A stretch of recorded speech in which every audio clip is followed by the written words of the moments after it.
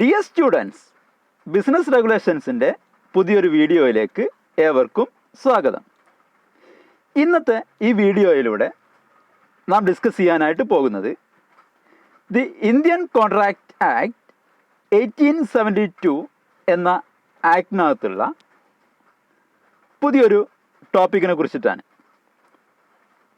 Topic ഇതാണ്: communication of offer, communication of acceptance and communication of revocation. What is communication? In common parlance, by communication we mean to transmit or the imparting or exchanging of information. The term communication means the process of sending or bringing any matter to the knowledge of the person to whom it is directed. The process of sending or bringing to the notice may be by letters, fax, telegram, telephone, etc. അപ്പോൾ നമുക്കറിയാം, communication എന്ന് പറഞ്ഞു കഴിഞ്ഞാൽ exchanging of information, imparting of information, transmit of information. ഇൻഫർമേഷനെ exchange ചെയ്യുന്നതിന് അല്ലെങ്കിൽ impart ചെയ്യുന്നതിന്, transmit ചെയ്യുന്നതിന് നമ്മൾ പറയുന്ന പേരാണ് കമ്മ്യൂണിക്കേഷൻ. ഒരു കമ്മ്യൂണിക്കേഷൻ പ്രോസസ്സ് യഥാർത്ഥത്തിൽ നടക്കുന്നത് sending or bringing any matter to the knowledge of the person to whom it is directed. ആരിലേക്കാണോ നമ്മളൊരു നോളജ് അല്ലെങ്കിൽ ഒരു ഇൻഫർമേഷൻ ഡയറക്റ്റ് ചെയ്യാനായിട്ട് ഉദ്ദേശിക്കുന്നത്, അയാളിലേക്ക് ആ ഒരു ഇൻഫർമേഷൻ സെൻഡ് ചെയ്യുമ്പോൾ അല്ലെങ്കിൽ അത് അയാളിലേക്ക് എത്തുമ്പോഴാണ് യഥാർത്ഥത്തിൽ നമ്മൾ ആ ഒരു കമ്മ്യൂണിക്കേഷൻ പ്രോസസ്സ് എന്നുള്ള ആ ഒരു കൺസെപ്റ്റ് കൊണ്ട് നമ്മൾ ഉദ്ദേശിക്കുന്നത്.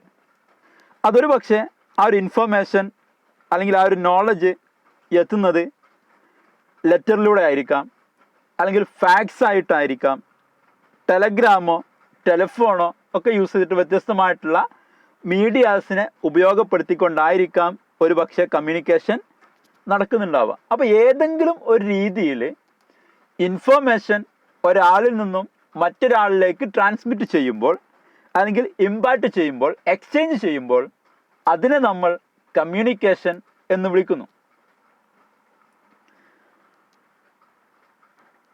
ഇനി ഇന്ത്യൻ കോൺട്രാക്റ്റ് ആക്ടിനകത്ത് ഓഫർ ആൻഡ് ആക്സെപ്റ്റൻസ് രണ്ട് കൺസെപ്റ്റുകളും നമ്മൾ പരിചയപ്പെട്ടതാണ്.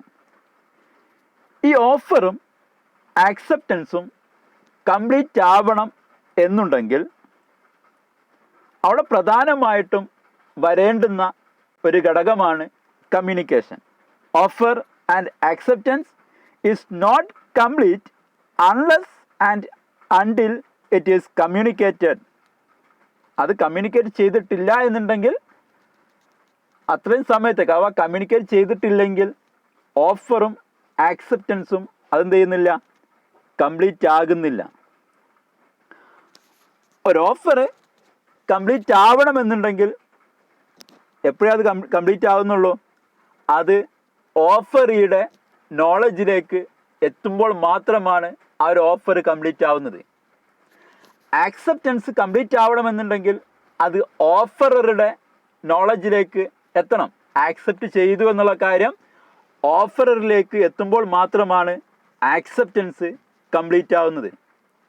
അപ്പോൾ കമ്മ്യൂണിക്കേഷൻ എന്നുള്ളതിന് ഒരു കോൺട്രാക്റ്റ് ഫോം ചെയ്യുന്നിടത്ത് അത്രത്തോളം പ്രാധാന്യമുണ്ട്, അല്ലേ?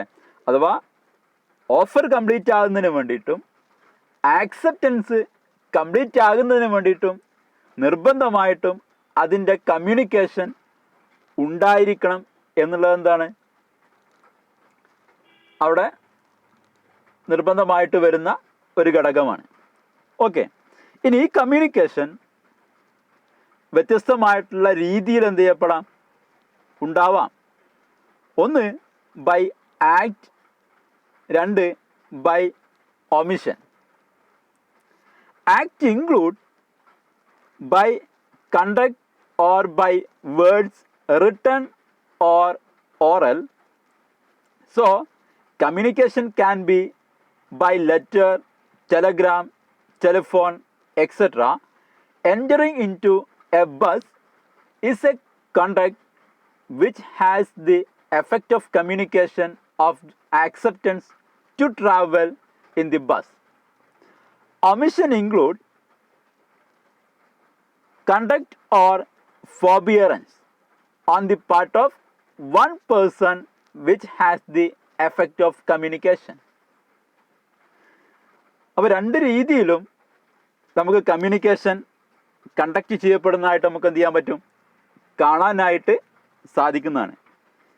Similarly, if any of offerer or offeree want to revoke their offer and acceptance respectively, the communication of this revocation is also required to be complete. അവിടെ ഓഫറിൻ്റെയും ആക്സെപ്റ്റൻസിൻ്റെയും കേസ് പറഞ്ഞതുപോലെ തന്നെ ഇനി ഓഫറർക്കോ ആക്സെപ്റ്റർക്കോ അല്ലെങ്കിൽ ഓഫറിക്കോ അവരവർ മെയ്ഡ് ചെയ്തതായിട്ടുള്ള ഓഫറോ അല്ലെങ്കിൽ ആക്സെപ്റ്റൻസോ റിവോക്ക് ചെയ്യണമെന്നുണ്ടെങ്കിൽ അവർക്ക് എന്ത് ചെയ്യാം, റിവോക്ക് ചെയ്യാനായിട്ട് പറ്റും. പക്ഷേ ആ റിവോക്കേഷൻ കംപ്ലീറ്റ് ആവണമെന്നുണ്ടെങ്കിലും അവിടെയും റിവോക്കേഷൻ്റെതായിട്ടുള്ള ഒരു കമ്മ്യൂണിക്കേഷൻ ഓഫററിലേക്ക് ആക്സെപ്റ്ററിലേക്ക് എത്തേണ്ടതായിട്ട് വരുന്നുണ്ട്. അപ്പോൾ ഇവിടെ നമ്മളുടെ ക്വസ്റ്റ്യൻ ഇതാണ്. The question is, when communication of offer, communication of acceptance and communication of revocation is complete. എപ്പോൾ ആ ഒരു ഓഫറിൻ്റെ കമ്മ്യൂണിക്കേഷൻ കംപ്ലീറ്റ് ആകുന്നു, എപ്പോൾ ആ ഒരു ആക്സെപ്റ്റൻസിൻ്റെ കമ്മ്യൂണിക്കേഷൻ കംപ്ലീറ്റ് ആകുന്നു, എപ്പോൾ ആ റിവോക്കേഷൻ്റെ കമ്മ്യൂണിക്കേഷൻ കംപ്ലീറ്റ് ആകുന്നു. ഇതാണ് നമുക്ക് ഇന്നത്തെ ഈ ഒരു വീഡിയോയിലൂടെ ഡിസ്കസ് ചെയ്യാനായിട്ട് ഉള്ളത്. ഓക്കെ, അത് നമ്മുടെ ടോപ്പിക്കിലേക്ക് പോകാം. Completion of communication of offer. As per section 4, the communication of a proposal is complete when it comes to the knowledge of the person to whom it is made. അപ്പോൾ section 4 നൽകുന്ന information communication of proposal or communication of offer അത് complete ആവണമെന്നുണ്ടെങ്കിൽ എന്താണ് പറയുന്നത്, when it comes to the knowledge of the person to whom it is made. ആരിലേക്കാണോ ആ ഒരു offer made ചെയ്തിട്ടുള്ളത് അയാളിലേക്ക് ആ ഒരു ഇൻഫോർമേഷൻ എത്തുമ്പോൾ, അല്ലെങ്കിൽ അയാളുടെ നോളജിലേക്ക് ആ ഒരു കാര്യം എത്തുമ്പോൾ മാത്രമാണ് കമ്മ്യൂണിക്കേഷൻ ഓഫ് പ്രൊപ്പോസൽ അല്ലെങ്കിൽ കമ്മ്യൂണിക്കേഷൻ ഓഫ് ഓഫർ കംപ്ലീറ്റ് ആവുന്നത്. ഒരു എക്സാമ്പിൾ പറയാം. A and B, 2 persons, A എന്ന് പറയുന്ന ആൾ അതുപോലെ തന്നെ ബി എന്ന് പറയുന്ന ആൾ. എ ബി എന്ന് പറയുന്ന ആൾക്ക് ഒരു ലെറ്റർ സെൻഡ് ചെയ്യാണ്. അയാളുടെ വീട് 10 ലക്ഷം രൂപക്ക് നൽകാമെന്നാണ് എ ലെറ്ററിനകത്ത് കുറിച്ച് വെച്ചിട്ടുള്ളത്. അങ്ങനെ ലെറ്റർ എന്ത് ചെയ്തു, ബിയിലേക്ക് സെൻഡ് ചെയ്തു, അല്ലേ? ആ ലെറ്റർ ബിയിലേക്ക് എത്തുമ്പോൾ, അഥവാ ബി ആ ഒരു ലെറ്റർ റിസീവ് ചെയ്യുമ്പോൾ കമ്മ്യൂണിക്കേഷൻ ഓഫ് ഓഫർ അല്ലെങ്കിൽ കമ്മ്യൂണിക്കേഷൻ ഓഫ് പ്രപ്പോസൽ ഇവിടെ കംപ്ലീറ്റ് ആയി. ഓക്കെ, ഇതാണ് ഒന്നാമത്തെ ഭാഗം. ഇനി രണ്ടാമത്തേത് completion of communication of acceptance. ഇനി ആക്സെപ്റ്റൻസിൻ്റെ കമ്മ്യൂണിക്കേഷൻ എപ്പോൾ കംപ്ലീറ്റ് ആവും എന്നുള്ളതാണ്. As per para 2 of the section 4, communication of an acceptance is complete as against the proposer when it is put into a course of transmission to him so as to be out of the powers of the acceptor to withdraw the same. Para 2 section 4ൻ്റെ paragraph 2 പറയുന്നു communication of acceptance is complete. ആക്സെപ്റ്റൻസിൻ്റെ ആ ഒരു communication complete ആകുന്നത് 2 category ആയിട്ടാണ് അതിനെ define ചെയ്യുന്നത്. ഒന്നാമത്തത് ആസ് അഗെയിൻസ്റ്റ് ദി പ്രപ്പോസർ. ആരാണ് പ്രപ്പോസർ? ഓഫർ പറയുന്ന പേരാണെന്ത്? പ്രപ്പോസർ.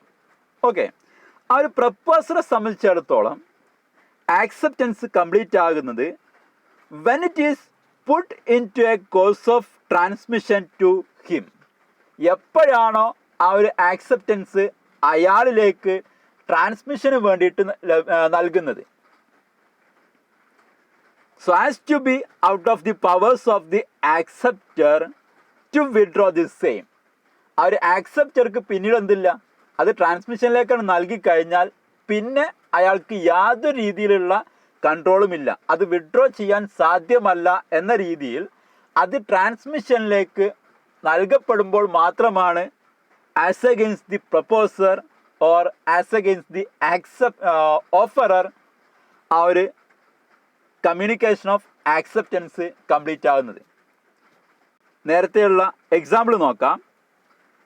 എ എന്ന് പറയുന്ന ആൾ ബിക്ക് ഒരു ലെറ്റർ സെൻഡ് ചെയ്യുന്നു, 10 ലക്ഷം രൂപക്ക് വീട് വിൽക്കാം.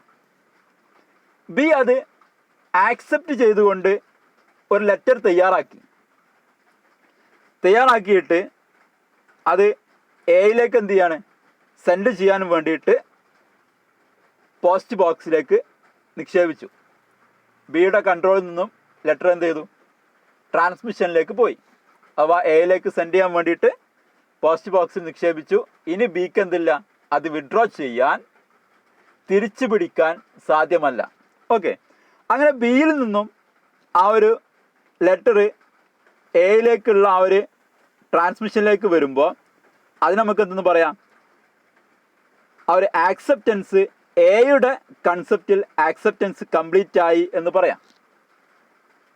ഓക്കെ, ഇനി രണ്ടാമത്തെ ഭാഗം as against the acceptor when it comes to the knowledge of the proposer. ഇനി ആക്സെപ്റ്ററുടെ കേസിനകത്ത് എപ്പോഴാണ് ആക്സെപ്റ്റൻസ് കംപ്ലീറ്റ് ആവുന്നത്? when it is comes to the knowledge of the proposer. ആ ഒരു പ്രപ്പോസറുടെ നോളജിലേക്ക് ആ ഒരു ഇൻഫർമേഷൻ, ആ ഒരു നോളജ്, ആ ഒരു ലെറ്റർ എത്തുമ്പോൾ മാത്രമാണ് യഥാർത്ഥത്തിൽ ആക്സെപ്റ്ററുടെ കേസിൽ ആക്സെപ്റ്റൻസ് കംപ്ലീറ്റ് ആവുന്നത്. എക്സാമ്പിൾ നോക്കാം. എയും ബിയും അല്ലേ, എ എന്ന് പറയുന്ന ആൾ ബിക്ക് ലെറ്റർ സെൻഡ് ചെയ്യുന്നു.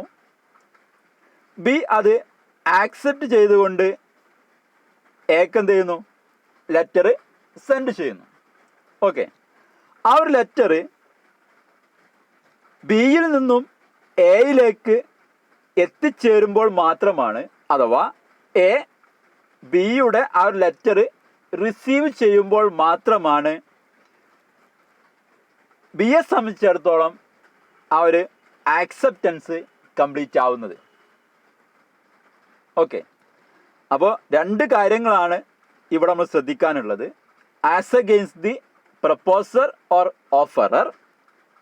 Second one as against the acceptor. Okay, അപ്പോൾ പ്രപ്പോസറുടെ കേസിൽ അല്ലെങ്കിൽ ഓഫറുടെ കേസിൽ ആക്സെപ്റ്റൻസ് കംപ്ലീറ്റ് ആകുന്നത്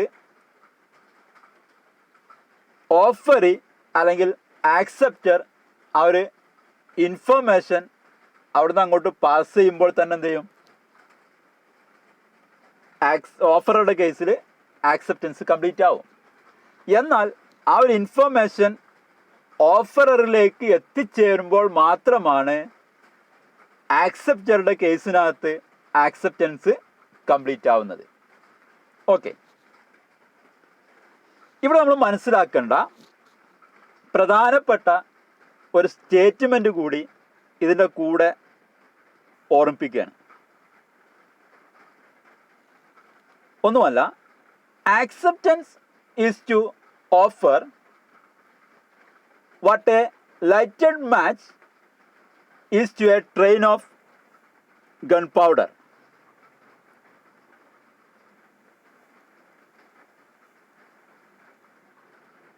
Acceptance is to offer what a lighted match is to a train of gunpowder. The offer become irrevocable after it's acceptance. ഒരു offer നമുക്ക് എന്ത് ചെയ്യാൻ സാധ്യമല്ല? റിവോക്ക് ചെയ്യാൻ സാധ്യമല്ല. എന്തിനു ശേഷം? അതിൻ്റെ ആക്സെപ്റ്റൻസ് നടന്നതിന് ശേഷം. അപ്പോൾ ഒരു ഓഫറിനുള്ള ആക്സെപ്റ്റൻസ് ഉണ്ടായിക്കഴിഞ്ഞാൽ പിന്നീട് അങ്ങോട്ട് നമുക്കൊരിക്കലും ആ ഒരു ഓഫറിനെ റിവോക്ക് ചെയ്യാൻ സാധ്യമല്ല. അഥവാ ടേക്കിംഗ് ബാക്കിന് നമുക്കെന്തില്ല, ഒരു രീതിയിലുള്ള സാധ്യതയും ഇല്ല. This rule is strictly followed in England as well as in India. Since an offer is not irrevocable, nothing can stop it from taking its natural course. Acceptance of an offer can therefore be compared with a matchstick which ignites a train of gunpowder. Ignition caused by the matchstick cannot save the train of gunpowder from blowing up. Similarly, an offer which has been accepted cannot be prevented from taking effect. അപ്പോൾ ഈ ഒരു statement പറയുന്നത് English ലോയിലായിരുന്നാലും Indian ലോയിലായിരുന്നാലും acceptance is to offer what a lighted match is to a train of gunpowder എന്ന് പറയുന്ന ആ ഒരു സ്റ്റേറ്റ്മെൻറ്റ് പറയുന്ന രീതിയിൽ ആ ഒരു ഓഫർ ഒരിക്കലും ആക്സെപ്റ്റൻസിന് ശേഷം റിവോക്ക് ചെയ്യാൻ സാധ്യമല്ല എന്നുള്ള ആ റൂള് കൃത്യമായിട്ട് ഫോളോ ചെയ്യുന്നുണ്ട്. എന്താണ് അതുകൊണ്ട് അർത്ഥമാക്കുന്നത്? നമ്മളൊരു തീപ്പെട്ടിക്കൊള്ളി പൊരുതിയിട്ട് train of gunpowder, that means വെടിമരുന്നിന് തീ കൊളുത്തി കഴിഞ്ഞാൽ, അല്ലെങ്കിൽ ഒരു പടക്കത്തിന് അങ്ങ് തീ കൊളുത്തി കഴിഞ്ഞാൽ പിന്നീട് അത് അങ്ങോട്ട് പൊട്ടിത്തെറിക്കുക അല്ലെങ്കിൽ അതിൻ്റെ ബ്ലോയിങ് അപ്പ് അവിടെ നടക്കുക എന്നുള്ളതല്ലാതെ ആ ഒരു ട്രെയിൻ ഓഫ് ഗൺ പൗഡറിനെ സേവ് ചെയ്യാൻ ഒരിക്കലും പിന്നീട് സാധ്യമല്ല എന്ന് പറഞ്ഞതുപോലെ ഒരു ഓഫറിനുള്ള ആക്സെപ്റ്റൻസ് നടന്നു കഴിഞ്ഞാൽ പിന്നെ അതിൻ്റേതായിട്ടുള്ള ആ ഒരു നാച്ചുറൽ കോഴ്സിൽ അതിൻ്റെ എഫക്റ്റുകൾ ഉണ്ടാകുക എന്നുള്ളതല്ലാതെ അതിൽ നിന്നും പ്രിവെൻറ്റ് ചെയ്യാൻ യാതൊരു രീതിയിലുള്ള ഘടകങ്ങൾ കൊണ്ടും സാധ്യമല്ല എന്നതാണ് ഈ ഒരു സ്റ്റേറ്റ്മെൻറ്റ് കൊണ്ട് ഉദ്ദേശിക്കുന്നത്. ഓക്കെ, അപ്പോൾ സ്റ്റേറ്റ്മെൻറ്റ് കൃത്യമായിട്ട് മനസ്സിലാക്കിയിരിക്കുക. Acceptance is to offer what a lighted match is to a train of gunpowder. Okay, ഇനി നമുക്ക് മൂന്നാമത്തെ ഭാഗത്തോട്ട് പോകാം. Completion of communication of revocation. ഇനി റിവോക്കേഷൻ്റെ ആ ഒരു കമ്മ്യൂണിക്കേഷൻ എപ്പോൾ നമുക്ക് കംപ്ലീറ്റ് ചെയ്യാനായിട്ട് സാധിക്കുമെന്നുള്ളതാണ്. ഓക്കെ,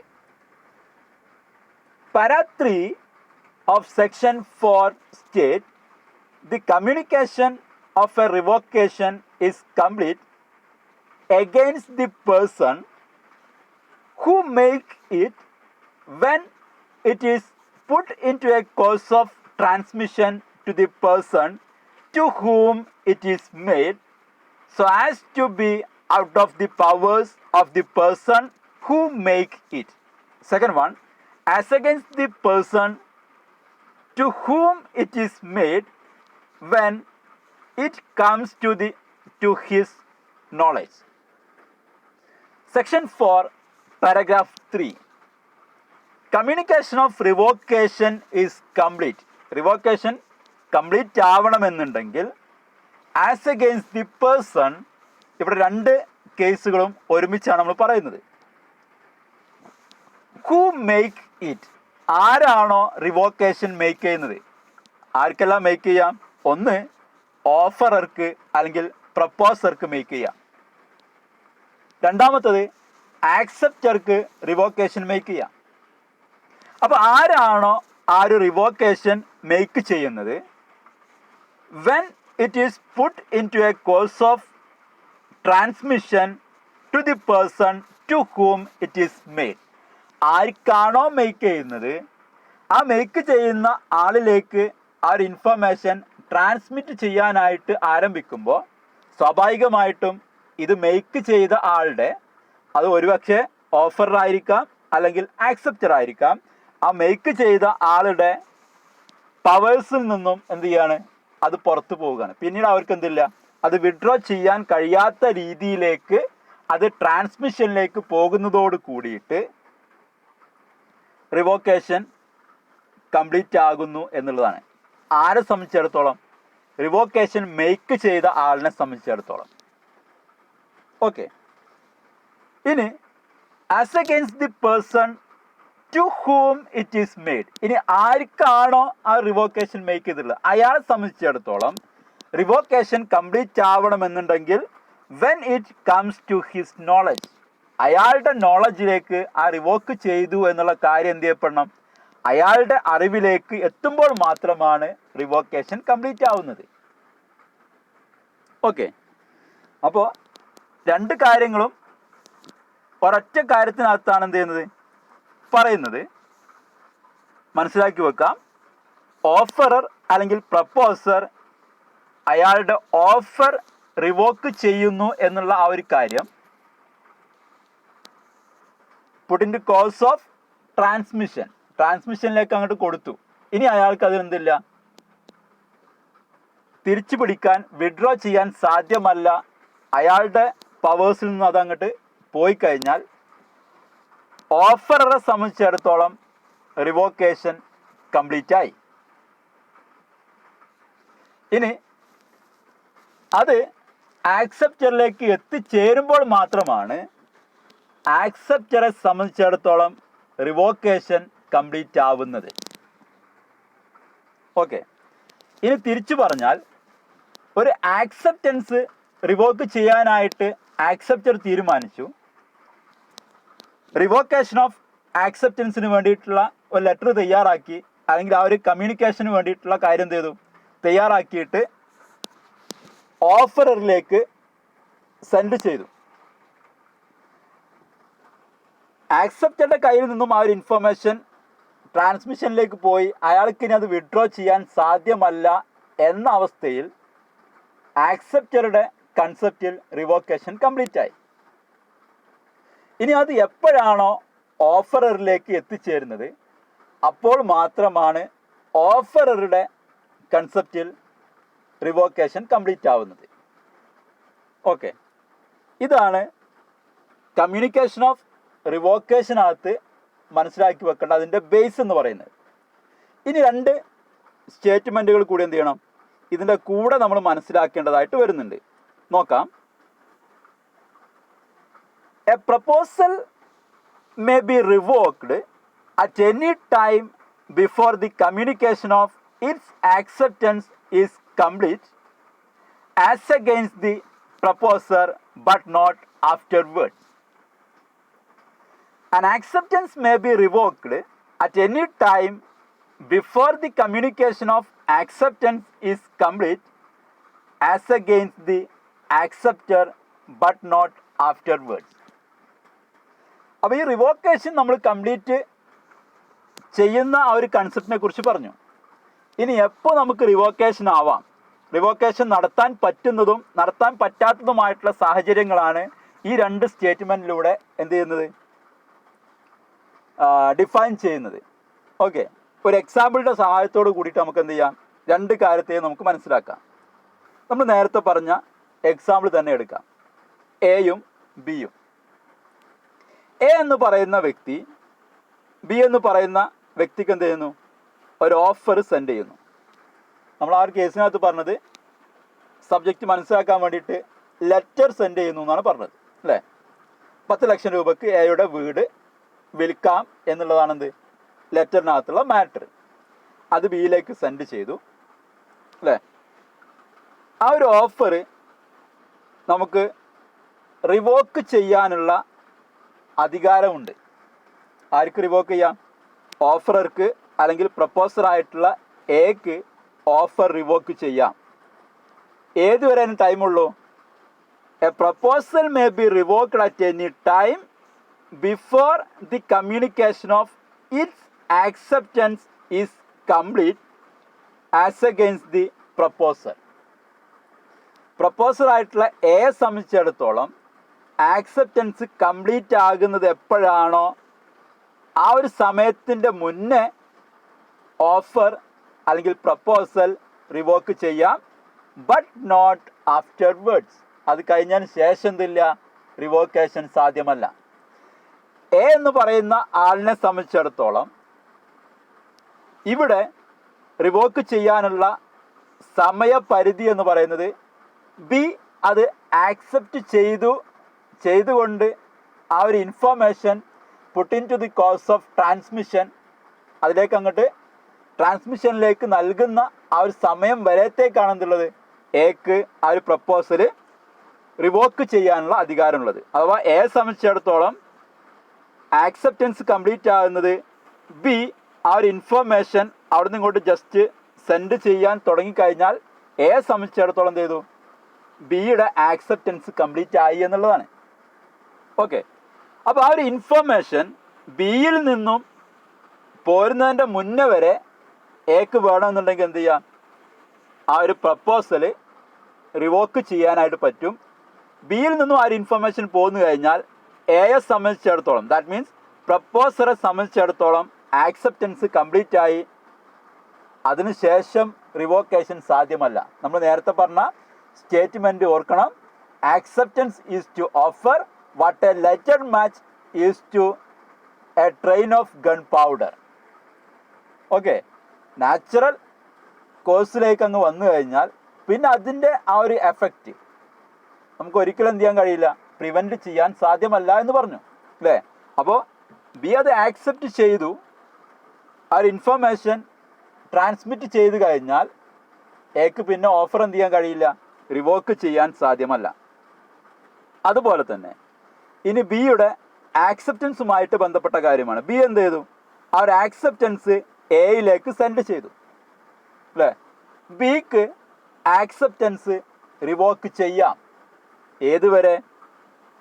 ആ ഒരു ഇൻഫർമേഷൻ ബിയിൽ നിന്നും എയിലേക്ക് എത്തുന്നത് വരത്തേക്ക്.